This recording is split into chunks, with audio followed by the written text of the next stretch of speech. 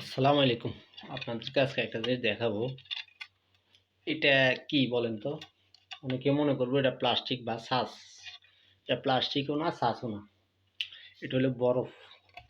ইউরোপে ঠান্ডা পড়ে, বরফ পড়ে, এটা স্বাভাবিক। কিন্তু একটা জিনিস আপনাদেরকে বুঝাই, এই বরফটা আজকে পড়ে নাই। এটা গতকাল রাত্রে পড়ছে। আজকে সারাদিন গেছে, এখন আবার সন্ধ্যা হইছে, হ্যাঁ? কিন্তু বরফটা গলে নাই।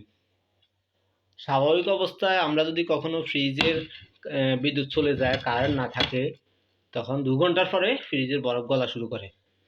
কিন্তু আপনি চিন্তা করেন, গতকাল রাত্রে পড়ছে, আজকে সারাটা দিন গেছে, হ্যাঁ?